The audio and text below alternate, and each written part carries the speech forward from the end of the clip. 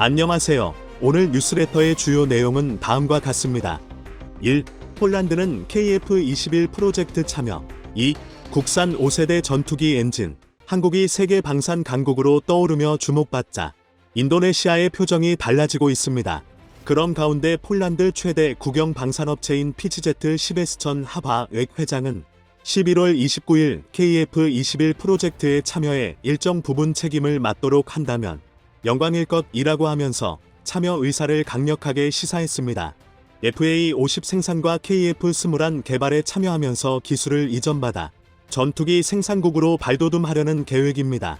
인도네시아와 달리 한국 방산의 기술력을 꿰뚫어 보면서 한국에 바짝 붙고 있는 것입니다. 인도네시아가 지난 11월 연체된 금액의 일부분을 입금했습니다. 그 소식부터 시작해 보겠습니다. 강구영 KAI 사장은 인도네시아가 약 46개월에 걸친 연체에서 분담금 납부를 재개했다고 밝혔습니다. 강 사장은 지난 9월 28일 KF-21의 최초 비행 행사에서 인도네시아 정부는 사업 지속 이행 방침을 밝혔다면서 인도네시아 정부가 약속 이행 담보금 커미트먼트 페이먼트을 송금해 11월 1일 약 94억 원이 입금됐다고 밝혔습니다. 또한 인도네시아의 내년도 국방 예산의 분담금 일부인 3,300만 달러 약 468억 원가 반영됐다고 전했습니다. 9천억 원대로 추정되는 연체 금액 중 극히 일부를 보는 것입니다. 강 사장은 현재 KAI에 상주하는 인도네시아 측의 파견 인력은 총 39명인데 연내 100명 수준까지 증원을 목표로 하고 있다고 설명했습니다. 혹시나 기술 습득을 위한 편법이 아닌가 생각도 듭니다. 한국과 달리 인도네시아는 개발에 대한 인식 차이가 있습니다. 한국 내에서는 주로 인도네시아의 분담금 납부 지연과 신뢰성이 논란이 되지만 인도네시아 측에선 개발비 내는 만큼 실효성이 있겠느냐는 우려가 적지 않습니다. 이 때문에 분담금을 안 내고 버티고 있었던 것입니다. 인도네시아 국방자문기구인 방위산업정책위원회 KKIP 소속 민간위원인 아니 엘리카 앵기 일라이 마어 변호사는 개인의 생각이라며 이 같은 현지 분위기를 얘기했습니다. 엘리카 변호사는 분담금 미납 문제에 대해서는 크게 걱정할 바가 아니라고 했는데 걱정이 안 될 수가 없는 게 2019년 1월 이후 약 8천억 원가량의 연체액 중에서 이번에 겨우 94억 원을 지급했습니다. 전체 미납금의 1.17% 정도이고 내년에도 기껏 약 468억 원만 납부합니다. 연체액 이자만 해도 수백억 원이 넘습니다. 이 때문에 한국 내에서는 부정적 여론이 일 수밖에 없는 겁니다. 이런 가운데 엘리카 변호사는 되레 IFX 사업이 코로나19와 경제적 문제가 겹치면서 계획했던 것보다 기술적 차원에서 문제가 생기고 있다고 합니다. 인도네시아 현지 전문가들 사이에서는 시제기 일대와 일부 기술자료 이전만으로는 차세대 전투기 48대 생산이 불가능하다는 우려가 있다고 했는데 우리 측 관계자들은 무슨 소리냐고 일축합니다. 우리 측에게서는 이미 전투기 양산을 위해서 인도네시아에 구체적인 설비 투자가 있어야 한다는 협상을 나눴고 인도네시아 국영항공업체 PTDI에서 일부 IFX 부품을 생산하기로 협의가 된 점을 꼽고 있습니다. 이에 엘리카 변호사는 한국이 KF-21을 생산하는데 있어서도 보다 많은 인도네시아 기업을 참여하도록 해야 한다며 양국 정부가 공고히 하는 전략적 파트너 관계뿐 아니라 사업적 협력이 추가로 이뤄져야 한다고 했습니다. 약속은 지키지도 않으면서 전략적 파트너, 협력, 운운하는 것은 제밥만 먼저 달라는 것과 같습니다. 또 엘리카 변호사는 4.5세대 전투기에 머물 게 아니라 5세대 준비도 염두에 둘 필요가 있다며 그래야 수출도 가능하고 양국이 함께 새로운 시장을 찾을 수 있다고 하면서 양국 가축이 방산 협력하자는 의향도 내비쳤습니다. 그는 한국산 레이더와 미사일을 인도네시아에서 추가로 관심을 갖고 있다고 했습니다.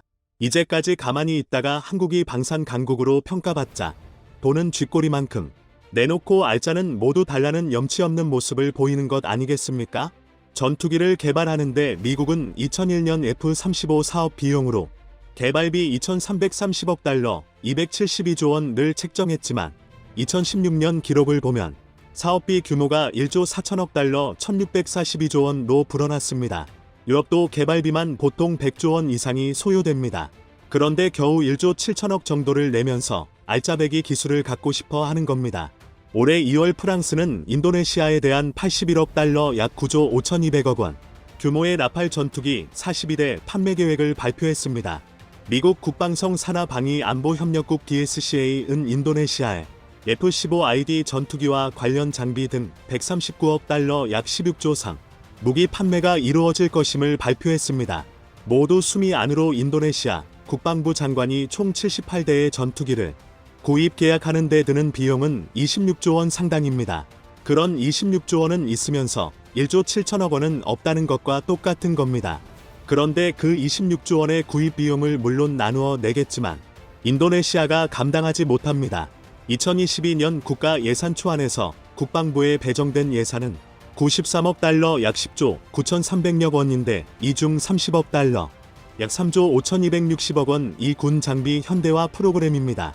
이 금액에서 쪼개서 내야 하는데 아시다시피 라팔의 유지 보수 비용은 엄청나게 비싼데 매년 그 비용까지 지급해야 합니다. 방산업계에서는 다소 이견이 있더라도 KF-21 사업을 비롯해 인도네시아와 방산 협력을 계속 유지해 강화해야 한다는 의견을 내고 있지만 이 같은 기류는 우리 입장에서 보면 탐탁지 않습니다. 인도네시아는 이미 신뢰성을 잃었습니다. 근래 몇 년 동안 인도네시아는 거의 0%에 가까운 신뢰성을 보여주었습니다. 인도네시아가 처음부터 분담금 약속을 제대로 그런데 인도네시아는 약속을 지키지 않고 돈이 없다는 이유를 들어 국가 간의 약속을 지키지 않았을 뿐더러 잠수함 2차 사업의 계약까지 해놓고 지금까지 아무런 이행도 말도 하지 않고 있습니다. 계약 이행하지 않을 경우 대우조선해양이 선주문해놓은 여러 선체 및 부품에 대한 손해배상 및 계약 불이행에 대한 위약금을 내야 합니다. 그러나 인도네시아 측은 아무런 말도 없습니다. 수미 안토카 국방부 장관이 되고 난 후부터 벌어진 일입니다. 수미 안으로는 한국 무기보다 미국, 유럽 무기를 선호하는 면이 강하다는 것은 그의 이제까지 행보를 보면 알 수 있는 상황입니다. 코로나19를 핑계로 그들 스스로 한국에 파견 나와 있던 인도네시아 기술자들을 철수시켰습니다. 그런 상황에서 양다리 걸치고 여기저기 눈치만 보고 있는 것 아닙니까? KF-21 테스트 비행이 순조롭게 돌아가고 유지보수 비용이 많이 소요되는 5세대 전투기보다 4.5세대 전투기가 주목받으면서 다른 국가들에서 공동 생산 또는 구입에 관심이 점차 커지고 있는 상황입니다. 거기에 순식간에 한국 방산에 대한 평가가 수직으로 상승하면서 방산 강국으로 올라서고 KF-21에 대한 세계의 평가가 좋아지자 이제까지 딴 생각하고 있던 수미 안토의 마음이 달라진 것이 아닌가 합니다. 자신들의 밥그릇과 기득권을 놓칠 것 같으니 이제야 부랴부랴 나서면서 슬그머니 다시 끼어들기를 하는 것입니다. 이런 상황에서 폴란드 최대 국영 방산업체인 피치제트 시베스천 하바웩 회장은 11월 29일 한국 측이 KF-21과 같은 새로운 세대 전투기 연구, 개발 사업에 폴란드가 일정 부분 책임을 맡도록 한다면 영광일 것이라고 하면서 참여 의사를 강력하게 시사했습니다. 하바웩 회장은 또한 KF-21 일부 구성품 생산 라인을 폴란드에 세운다면 EU 유럽연합의 일원으로 우리 인접국에 강하게 판매를 제한할 수 있을 것이라며 청사진까지 꺼냈습니다. KF-21의 폴란드 측 고위 인사가 KF-21 사업 참여 의향을 공식적으로 밝힌 것은 처음입니다. 폴란드가 KF-21의 유럽 시장 진출에 주요 파트너가 될 수 있다는 전망이 나옵니다. 피치제트는 폴란드 최대 국영 방산업체로 31개 방산업체를 산하에 두고 있으면서 국내 업체들과 이번에 폴란드 수출이 결정된 무기들의 현지 생산 문제를 협의 중입니다. 폴란드 국방부 고위 관계자도 유럽 시장 공동 진출을 위한 한국과의 원원 모델을 강조했습니다. 폴란드군 무기 도입을 책임지고 있는 치우치기 국방부 군비정책국장은 지난달 28일 폴란드 국방부에서 가진 인터뷰에서 폴란드의 한국산 무기 컨소시엄 또는 조인트 벤처를 만들면 폴란드 지역경제 활성화와 장거리 운송 비용 절감에 도움이 될 것이라고 했습니다. 그는 강한 산업 파트너십과 협력을 통해 폴란드가 한국 무기 생산 및 유지의 허브 센터가 될 수 있다. 폴란드군은 유럽과 나토에서 가장 큰 한국 무기 수요자가 될 것이라고 강조하면서 협력 의지를 강조했습니다. 폴란드와 인도네시아가 하는 행동이 완전히 다르지 않습니까?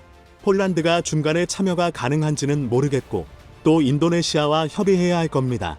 인도네시아는 수미 안으로 국방부 장관이 있는 한 상대할 나라가 아닌 것 같습니다. KF-21은 베트남도 구매에 깊은 관심을 갖고 있습니다. 2조 7천억 원도 못 내면서 무슨 26조 원입니까? 지난 8일 북한이 전투기 150여 대를 동원해 대규모 공중훈련을 진행했다고 북한 관영 매체들이 보도했습니다. 북한 노동신문은 지난 8일 사상 처음으로 150여 대의 각종 전투기를 동시 출격시킨 대규모 항공 공격 종합훈련이 진행됐다. 며 신형 공중 무기체계의 시험 발사도 이뤄졌다고 밝혔습니다. 이에 한국군은 스텔스 전투기 F-35A를 출격하여 대응했었죠. 이는 한국이 미국에서 F-35 전투기를 도입한 이래로 이루어진 첫 실전 투입이었습니다. 그런데 이런 상황에서 한국군은 생각보다 크게 긴장하거나 동요하지 않았다고 합니다. 이는 스텔스기의 압도적인 성능으로 인해 최악의 상황에서도 북한의 전투기들을 어렵지 않게 막아낼 수 있다는 믿음이 있었다는 것인데요. 그만큼 현 시대의 스텔스 전투기의 성능은 매우 신뢰를 줄 정도로 강력하다고 볼 수 있는 것이죠.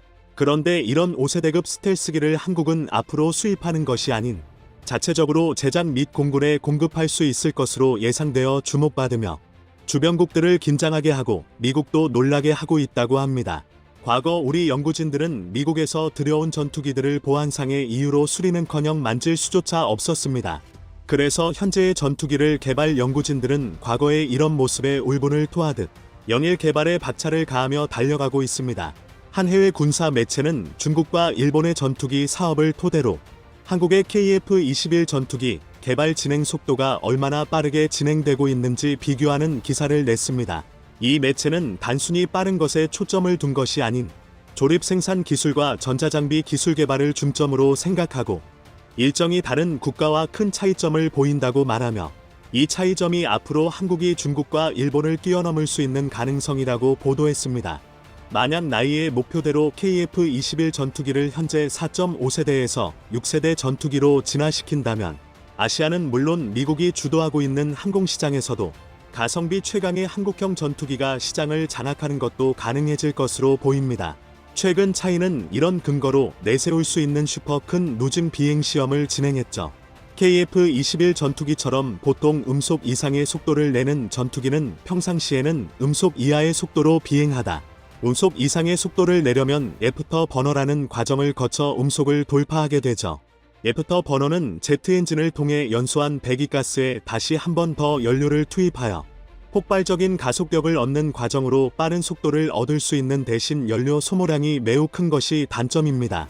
하지만 이번에 시행한 슈퍼 크루즈 비행은 별도의 애프터 버너 없이도 음속 이하의 속도에서 음속 이상의 속도를 낼 수 있도록 하는 기능으로 이를 통해 슈퍼 크루즈 비행이 가능한 전투기는 많은 양의 연료 소비 없이도 빠른 속도를 낼 수 있습니다.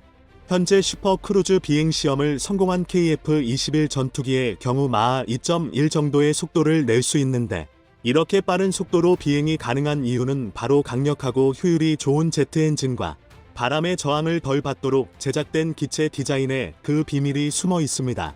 한국형 전투기 KF-21은 현존하는 제트 엔진 가운데 가장 뛰어난 성능을 가진 제너럴 일렉트릭 F414 엔진도 걔를 사용하고 있는데 이 엔진은 동일 추력 기준으로는 기존 엔진보다 40% 정도 작으며 동일 크기 기준으로는 기존 엔진보다 22% 더 강력한 추력을 낼 수 있습니다. 즉 KF-21 전투기는 작지만 높은 엔진을 사용하고 있는 것이죠. 또한 KF-21 외부 무장은 모두 내부에 장착되어 있어 기체의 공기 저항을 최소로 하기 때문에 순수한 엔진 출력만으로도 초음속 비행이 가능하게 된 것입니다. 이번에 성공한 슈퍼 크루징 비행은 초음속 스텔스 전투기에 사활을 걸었던 중국조차도 성공시키는데 11년이 걸렸을 정도로 쉽지 않은 분야입니다. 현재 차이는 앞으로 진행될 비행 데이터를 방위사업부인 국방과학연구소에 보내 한국산 전투기용 미사일까지 개발하여 적용하려고 하고 있습니다. 이는 KF-21 전투기에 탑재될 다양한 미사일들을 개발해 100% 국산화를 목표로 하는 것이죠. 그런데 이를 위해서 가장 필요한 것은 바로 스텔스 기능입니다. 이번 북한의 도발에도 의연할 수 있었던 것은 바로 5세대 전투기의 스텔스 기능이었기 때문입니다. 이 스텔스기의 공포는 스텔스기를 찾아야 한다는 생각에 사로잡히게 하는 것입니다. 모든 레이더와 통신망이 스텔스 전투기를 찾기 위해 동원되고 파일럿과 지휘부는 보이지 않는 적으로 인해 패닉 상태에 빠집니다. 스텔스 전투기 하나로 전선이 완전히 붕괴하여 버릴 수도 있죠. 실제로 스텔스기가 전장에서 활약한 공식적인 사례는 거의 없으나 이를 실제화한 모의전에서의 파일럿들의 경험은 매우 충격적이었습니다. 미국 공군 출신의 한 파일럿은 이런 말을 남겼죠. 스텔스 전투기와 시스템이 비싸다는 비판을 받는다는 것을 안다. 하지만 실제 하늘에서 비행기를 몰아본다면 아무도 그런 말을 하지 못할 것이다. 라고 언급했죠. 실제 모의전에 참가한 단연간의 훈련을 받은 파일럿도 레이더에 포착되지 않는 전투기가 근처까지 접근해 와 있는 것에 극심한 스트레스와 공포심을 느꼈다고 했습니다. 예전 미국의 스텔스기 모의전에서는 스텔스기 한 대가 전투기 144대를 격추한 일도 있었습니다. 당시 모의 공중전서 출격한 스텔스기는 대항키보다 훨씬 원거리에서 공격을 가할 수 있었지만 상대기들은 접근 사실조차 모른 채 속수무책으로 당한 것으로 나타났죠. 이런 상황이다 보니 북한이 아무리 많은 수의 전투기를 타고 오더라도 한국의 공군은 자신감을 가질 수 있던 것입니다. 이처럼 스텔스기라는 새로운 무기체계는 전장에서 광범위하면서 파괴적인 위력을 발휘합니다. 그렇기 때문에 한국군은 F-35A 스텔스 전투기를 도입했을 뿐만 아니라 KF-21 보라매가 완전한 스텔스 전투기가 될 것을 요구하고 있는 것입니다. 그래서 여러 차례의 시험 비행을 통해 완성도를 높여 나가고 있는 KF-21 보라매도 이제는 4.5세대를 넘어 완전한 5세대 스텔스 전투기로 거듭나기 위한 연구가 진행 중입니다. 스텔스기의 자립화를 이루기 위해서 핵심적인 부분이 있는데 바로 엔진 파트입니다. 일반 전투기와는 다른 설계가 이루어져야 하죠. 스텔스기의 엔진을 제작하기 위해선 엔진 자체보다는 전면에서 공기를 흡입하는 인테이크, 덕트 뒷면에서 배기가스를 배출하는 배기 덕트 부분의 이르신까지 말 그대로 열 등으로 인해 적의 탐지에서 벗어나야 하는 것입니다. 그래서 배기 덕트의 경우 엔진에서 내뿜어지는 배기가스의 온도가 문제가 되기 때문에 고온의 배기가스 온도를 낮추어 적외선 신호를 줄여야 하고, 인테이크 덕트의 경우 접히 탐용 형상 설계와 특수 코팅을 통해 레이더 유효 반사 면적을 줄여야 합니다. 여기에는 형상 설계가 특별히 필요한데 하나에어로스페이스 항공엔진 연구개발센터장에 따르면 이미 스탠스 형상 설계 연구가 완성 단계까지 진행되고 있다고 합니다. 나아가 현재 터보 엔진을 뛰어넘는 한 단계 고차원의 엔진 개발이 계획되어 있기도 합니다. 바로 램제트 엔진이죠. 터보 엔진은 압축기를 통하는데 램제트 엔진은 고속 비행 시의 기압으로 공기를 압축시키는 원리죠. 이는 비행체가 마하 2에서 4 정도에 도달하게 되면 효율이 극대화되고 대기권에서는 로켓보다 우수한 성능을 발휘할 수 있습니다. 현재 터보 램제트용 초음속 터보 엔진을 개발하기 위한 기술 연구가 한국항공우주연구원의 주도 아래 이루어지고 있는데, 이 부분과 나아가 제트 엔진을 결합한 엔진을 개발하여 달 수 있다면 6세대 전투기 엔진급을 확보할 수 있습니다. 현재 한국은 초음속 미사일 개발 단계를 넘어 극초음속 미사일까지 개발하려고 합니다. 전투기의 급속한 기술의 진전과 함께 이루어지는 이런 복합적인 무기 시스템의 조합은 한국을 군사 강대국으로 만들고 있습니다. 나아가 스텔스 성능을 갖춘 KF-21이 이 모든 것을 갖추는 그날에는 한국의 공군 전력은 가히 세계 최고 수준으로 오를 것으로 예상합니다. 그리고 그날을 위해 쉼없이 달리고 있는 한국의 종사자들에게 박수를 보냅니다.